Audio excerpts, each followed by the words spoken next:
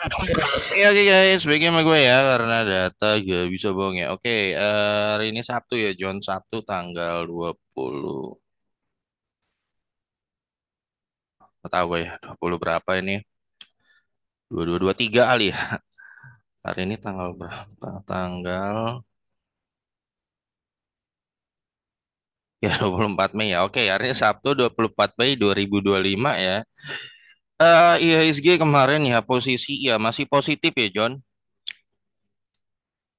Kemungkinan akan lebih positif ya. BI udah turunin kan. Nanti semoga kita lihat The Fed turunin ya. Biasa kalau The Fed turunin BI juga akan turunin lagi akan jauh lebih positif dan nanti ada stimulus dari pemerintah ada 6 ya. Nanti mungkin gua akan bahas di video selanjutnya.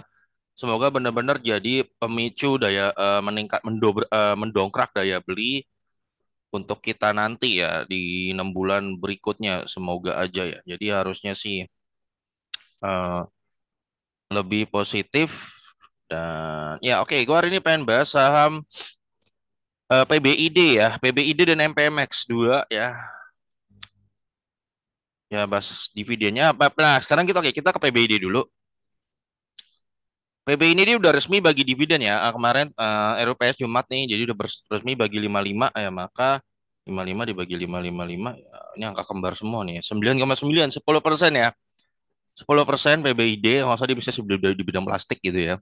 Panca Budi Idaman di bidang plastik ya. Nah, kita akan coba bedah PBID ya. Screening singkat ini worth it nggak sih untuk eh lo invest seperti itu ya.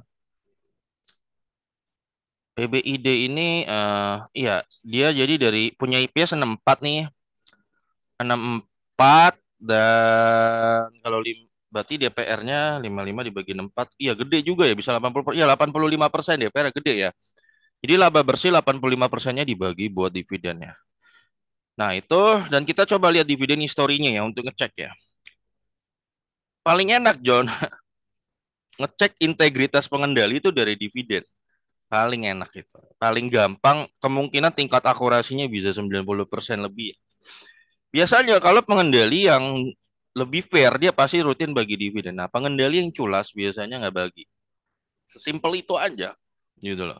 Nggak perlu di kita cek historinya dia. Oke, 2018 bagi 19, 20, 21, 22, 23, 24 bagi ya. Yieldnya makin lama makin gede aja nih gue perhatiin nih. Yon. Jadi dia IPO dari tahun maka dari tahun 2018, 14, 15 ya. Oh ya 18-an nih. Ya, jadi ini emiten John IPO-nya kan 2017-an gitu ya. Jadi ini emiten udah dari sejak IPO sampai sekarang tidak pernah bolong bagi dividen ya. Kenapa ngilang? Ya, tidak pernah bolong sampai sekarang ya. Ya, nggak pernah bolong ya. Ini kenapa jumlahnya ngecil? Nggak ini pernah stock split pasti nih. Ini pasti pernah stock split pasti nih. Ya, dia pasti pernah stock split ya grafiknya. Pernah nggak sih? Iya ini grafik udah stock split ini. Ya, dia pasti pernah stock split ini. Ya, ini apa sih? Dia pernah stock split kan? Stock split kapan?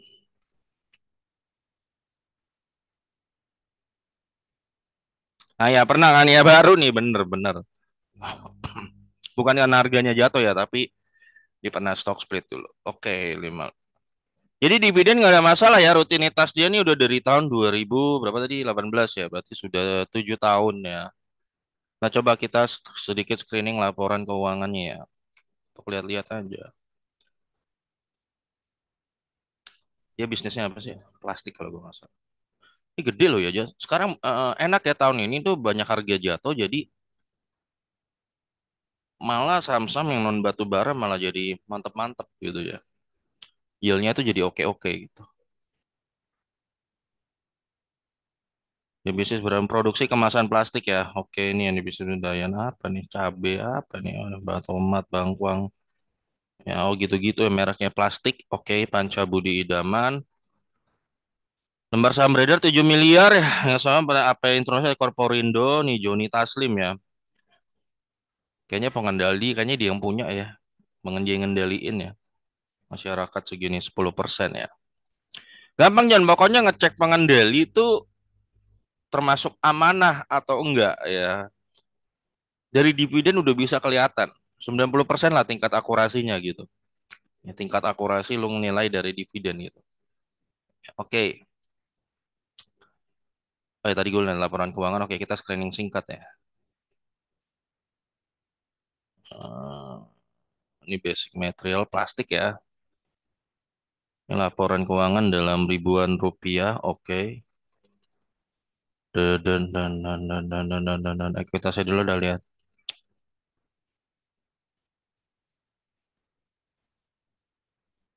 Kita lihat.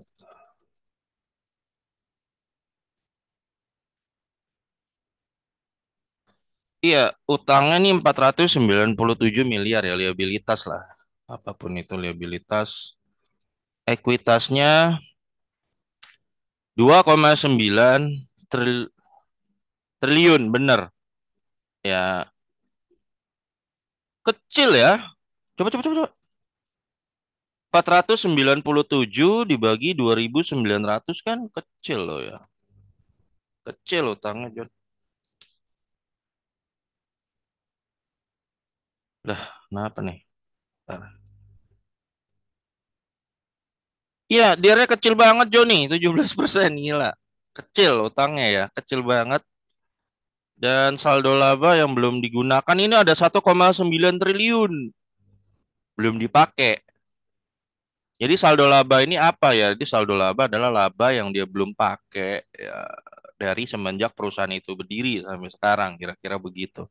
Ada 1,9 triliun ya, dia bisa pakai ya pan aja, bisa dijadikan dividen seperti itu. Memang ada yang lihat di kas ya, memang, tapi gue lebih condong lihat di sini. Kalau kata gue, kas itu bisa berubah-berubah ya di situ ya. Ya, ya sering kejadian kasnya katanya nggak cukup buat dividen, ternyata pas bagi ada gitu ya. Dari mana dia ngambilnya dari sini?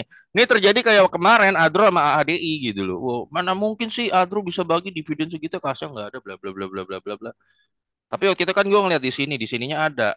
Ya ternyata benar kebagian Adro bagi dividen jumbo kan waktu itu kan. Ya dari sini ngambilnya seperti itu. Ya perdebatan sih ya, terserah aja loh.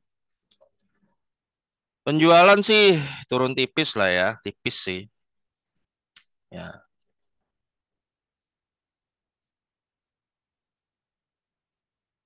Ya laba sekarang 101 miliar, tahun lalu 132 miliar. Ya turun ya, memang turun tipis. Ya nggak tipis sih ya, ini lumayan. Ya, tapi katanya gue dengar katanya gara-gara kuartal kemarin kan Lebaran tuh ya, katanya bebannya jadi lebih gede katanya gitu ya. Nah, tapi lihat, tapi ini tetap untung jatuhnya John ya, tetap untung ya. Tapi kadang juga nggak heran juga ya, memang daya beli lagi melemah seperti itu, wajar aja. Jadi dia punya IPS sekarang ada di 13,5 ya. Kalau kinerjanya terus kayak gini 13,5 kali 4 ya sampai Desember ya tembus lah IPS-nya 54 lagi. Ya ekspektasi terendah kita tahun depan dia bagi lagi 85% ya, berarti dividen tahun depan 45 ya, meskipun turunnya lumayan lah ya. Siapa tahu tiba-tiba nanti stimulus di bulan Juni pemerintah naik gede gitu kan. Ya, ada 6 stimulus yang mau dikasih pemerintah, nanti gue bahas di video nextnya. Seperti itu, dan harapan memang bisa mendongkrak daya beli di bulan Juni sampai Desember. Seperti itu. Ya, kita lihat.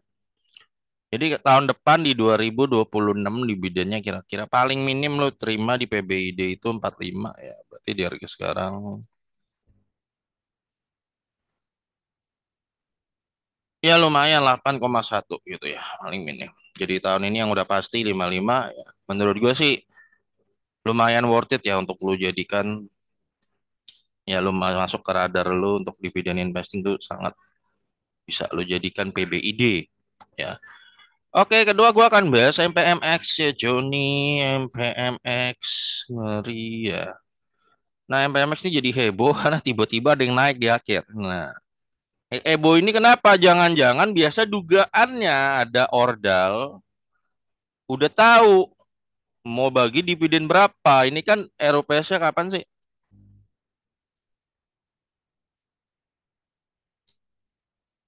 Ini kan RUPS-nya nanti 27 Mei nih, karena 24, 25, ya hari Selasa gitu kan. Ya memang itu praktik yang sama-sama tahu ya, rahasia umum. Biasa kadang ada ordal udah tahu, jadi tiba-tiba naik. Wah. Kenapa? Ya kalau memang kenapa tiba-tiba bisa naik kayak gini nih, kayak kayak kesetanan ya. Jangan-jangan ya orang menduga dividennya bakal jumbo, jumbo banget gitu loh. Jangan-jangan. Tapi gue nggak bilang pasti loh ya John ya. Nanti jangan-jangan lu rame-rame lu HK jebret atau gak bagi dividen ya kan. Lu marah-marah. Ya pokoknya intilah Jen. Lu resiko tanggung sendiri lah seperti itu. Gue udah jelasin dividen investing juga ada resikonya bla bla bla. Gue udah pernah sering jelasin lama banyak itu ya. Ya jadi kemungkinan John. Oke kita buka dulu ya. Laporan keuangannya nggak usah ya ya. Gue udah pernah bahas nih PMX laporan keuangannya. Oke, untuk Q1 kita mau lihat potensinya aja dia mau bagi berapa. Nih, dia sekarang punya 130 nih. Ya. Tahun lalu dia bagi berapa? Coba kita lihat.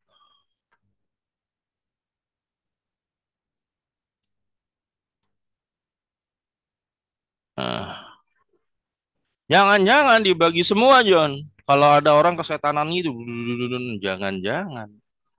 Jangan-jangan ya. Ya, tahun lalu kan 115 nih. Saat itu IPS-nya dia ada di, eh, nah ini. Hampir semua, iya semua tahun lalu, semua. Ya hampir semua lah, 117 dibagi 115 kan hampir semua ya. Tahun lalunya lagi,